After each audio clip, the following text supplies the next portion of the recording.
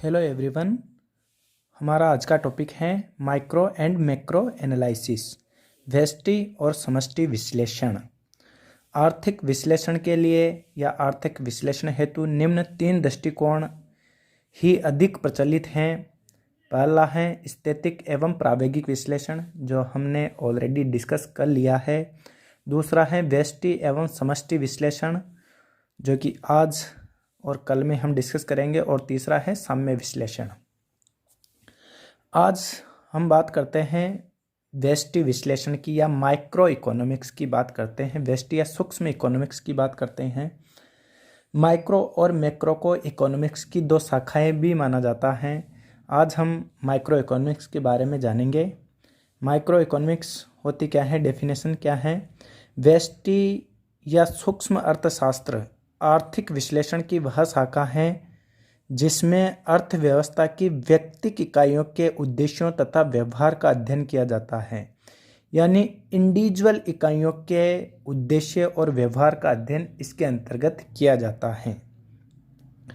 व्यक्तिगत इकाइयों के अंतर्गत विशिष्ट व्यक्ति, विशिष्ट परिवारों, विशिष्ट फर्मों, विशिष्ट उद्योगों, व्यक्तिगत इनकम्स, व्यक्तिगत सेविंग्स, व्यक्तिगत इन्वेस्टमेंट आदि का अलग अलग अध्ययन किया जाता है। यानी इंडिविजुअल व्यक्तिक इकाइयों का अध्ययन माइक्रो इकोनॉमिक्स के अंतर्गत किया जाता है।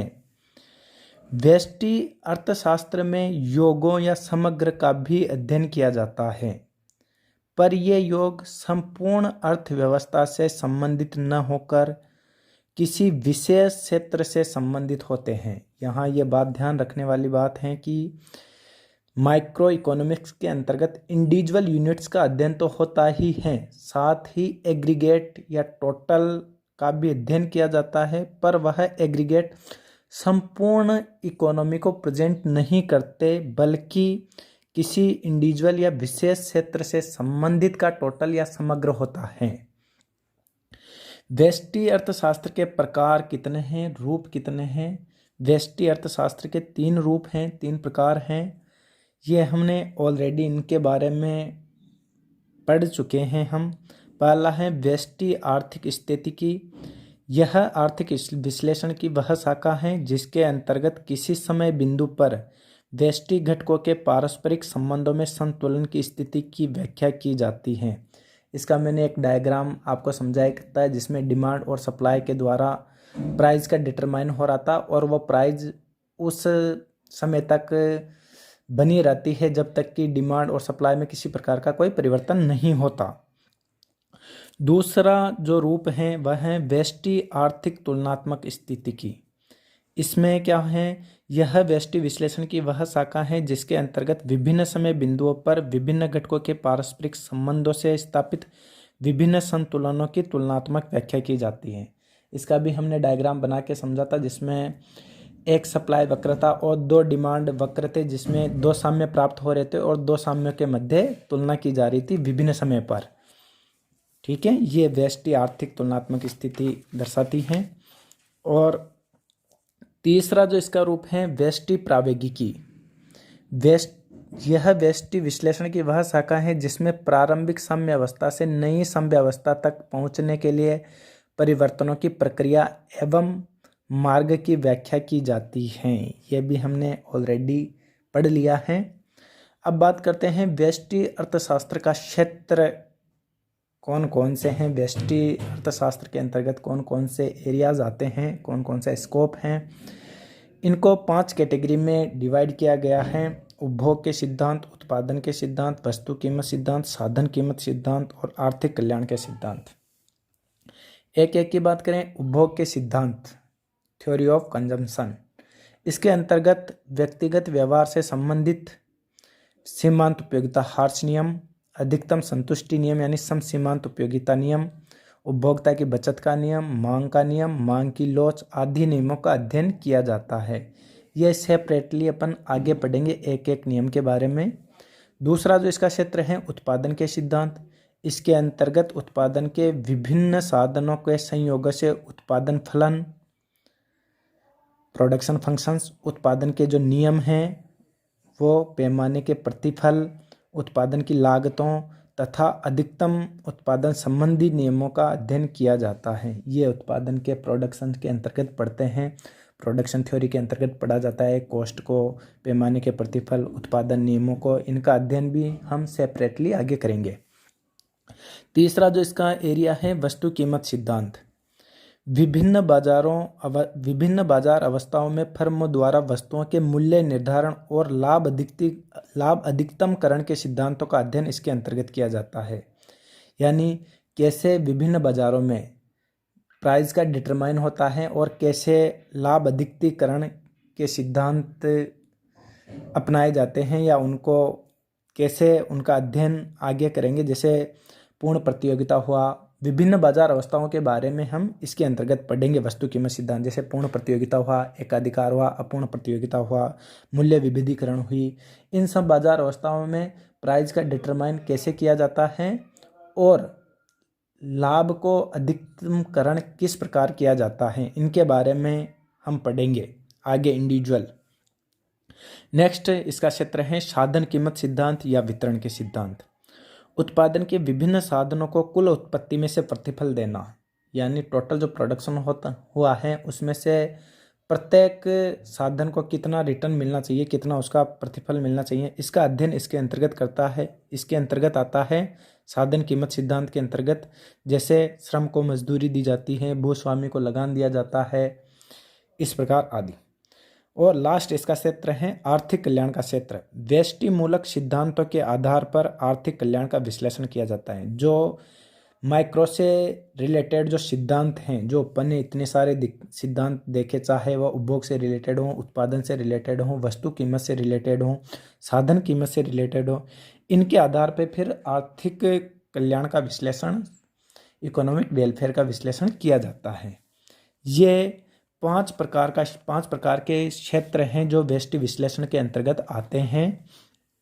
अब बात करते हैं आर्थिक विश्लेषण में व्यष्टि अर्थशास्त्र की आवश्यकता एवं उपयोग क्या क्या है। पहला उपयोग है आर्थिक समस्या के समग्र अध्ययन में सहायक। व्यष्टि अर्थशास्त्र व्यक्तिगत इकाइयों का अलग अलग अध्ययन कर संपूर्ण अर्थव्यवस्था के अध्ययन को सरल बनाता है, क्योंकि एक साथ संपूर्ण अर्थव्यवस्था का अध्ययन करना बहुत ही कठिन कार्य है। इस वजह से व्यष्टि अर्थशास्त्र यूनिट्स में डिवाइड करके अर्थव्यवस्था के अध्ययन को सरल बनाता है। दूसरा इसका महत्व है व्यष्टि विश्लेषण समष्टि विश्लेषण का पूरक है, यानी ये दोनों एक दूसरे के लिए सहायक का कार्य करते हैं, एक दूसरे के प्रतिद्वंदी नहीं है। व्यष्टि विश्लेषण समष्टि विश्लेषण का पूरक है, यानी यदि हम अपने को पूरी इकोनॉमी का अध्ययन करना है तो व्यष्टि विश्लेषण उसमें सहायता का कार्य करता है। तीसरा कीमत निर्धारण में सहायक। व्यष्टि अर्थशास्त्र का उपयोग वस्तुओं एवं सेवाओं के मूल्य निर्धारण तथा उत्पत्ति के साधनों का उत्पत्ति भाग में निर्धारित करने जैसे कीमत सिद्धांत से ही वस्तु विशेष का मूल्य निर्धारण किया जाता है। वितरण के सिद्धांत से भूमि का लगान, श्रम को मजदूरी, पूंजी का ब्याज, साहसी का लाभ। तो इस प्रकार कीमत निर्धारण में सहायक होता है व्यष्टि विश्लेषण। चौथा है व्यक्तिगत सेवा में निर्णय सुविधा व अंतर व्यक्तिगत संबंधों का अध्ययन। व्यष्टि अर्थशास्त्र के उपयोग से व्यक्तिक परिवारों, फर्मों, उद्योगों का अपने अपने क्षेत्र में आर्थिक व्यवहार संबंधी निर्णय लेने में सुविधा होती है और इसी के कारण व्यष्टि विश्लेषण का महत्व बढ़ रहा है। और नेक्स्ट है व्यक्तिक समस्याओं का विश्लेषण एवं समाधान। इंडिविजुअल जो समस्याएं हैं, चाहे व्यक्तिक से इंडिविजुअल व्यक्ति से संबंधित हो, इंडिविजुअल फर्म से संबंधित हो, इंडिविजुअल बचत से संबंधित हो, इंडिविजुअल इन्वेस्टमेंट से संबंधित हो, उन सभी व्यक्तिक समस्याओं का विश्लेषण एवं समाधान व्यष्टि अर्थशास्त्र के द्वारा किया जाता है। और लास्ट है क्षेत्र संबंधी नीति निर्धारण संभव। व्यष्टि अर्थशास्त्र के उपयोग में किसी उद्योग विशेष तथा क्षेत्र विशेष के संबंध में सरकारी हस्तक्षेप या सरकारी नीति निर्धारण में सहायता मिलती है। जैसे चीनी उद्योग की समस्या से चीनी उद्योग संबंधी नीति या सूती वस्त्र उद्योग के अध्ययन से उसके संबंध में नीति निर्धारण करने में सहायता मिलती है, क्योंकि इसके अंतर्गत इंडिविजुअल यूनिट्स या इंडिविजुअल इंडस्ट्री का अध्ययन किया जाता है, जिससे उसके संचालन में किसी प्रकार की कोई प्रॉब्लम्स आ रही है तो उसके संबंध में पॉलिसी बनाई जा सकती है। तो ये कुछ पॉइंट्स थे जिनके आधार पे आर्थिक विश्लेषण में आवश्यकता, व्यष्टि विश्लेषण की उपयोगिता को बताया गया है। अब बात करते हैं व्यष्टि अर्थशास्त्र की सीमाएं क्या क्या हैं, डीमेरिट्स क्या क्या हैं। पहला, संपूर्ण अर्थव्यवस्था का ज्ञान न होना। व्यष्टि इकोनॉमिक्स के द्वारा संपूर्ण अर्थव्यवस्था का एक साथ ज्ञान नहीं किया जा सकता। इस वजह से दिनों दिन इसका महत्व भी कम होता जा रहा है। व्यष्टि विश्लेषण के निष्कर्षों का संपूर्ण अर्थव्यवस्था की दृष्टि से मेल खाना आवश्यक नहीं। इंडिविजुअल करके यदि रिजल्ट्स निकाला जाए और पूरी इकोनॉमी का एक साथ रिजल्ट्स निकाला जाए तो यह जरूरी नहीं कि दोनों रिजल्ट सिमिलर हों। यही बात ये बिंदु बताना चाह रहा है कि व्यष्टि विश्लेषण के निष्कर्षों का संपूर्ण अर्थव्यवस्था की दृष्टि से मेल खाना आवश्यक नहीं है। यानी जो इंडिविजुअल यूनिट्स का निष्कर्ष निकाला गया है वो निष्कर्ष संपूर्ण इकोनॉमी पे समान रूप से लागू हों, यह जरूरी नहीं है। नेक्स्ट है, यह पूर्ण रोजगार की मान्यता पर आधारित है। व्यष्टि विश्लेषण अर्थव्यवस्था में पूर्ण रोजगार की दशा मानकर चलता है, जबकि व्यवहार में पूर्ण रोजगार की स्थिति सामान्यतः नहीं पाई जाती। प्रोफेसर किन्स के अनुसार वास्तविक संसार में पूर्ण रोजगार प्राप्त अर्थव्यवस्था की कल्पना करना अपनी कठिनाइयों से मुख मोड़ना है। इसलिए किन्स ने पूर्ण रोजगार की अवास्तविक मान्यताओं को त्याग कर व्यवहारिक जीवन की वास्तविक स्थितियां कौन कौन सी, बेरोजगारी, एकाधिकार, अति उत्पादन, अपूर्ण प्रतियोगिता पर ध्यान देने का सुझाव दिया है। और लास्ट है, यह कुछ आर्थिक समस्याओं के अध्ययन के लिए अनुपयुक्त हैं। यानी कुछ समस्याएं, आर्थिक समस्याएं इस प्रकार की होती हैं कि उनके लिए व्यष्टि अर्थशास्त्र या व्यष्टि विश्लेषण उपयुक्त नहीं रहता।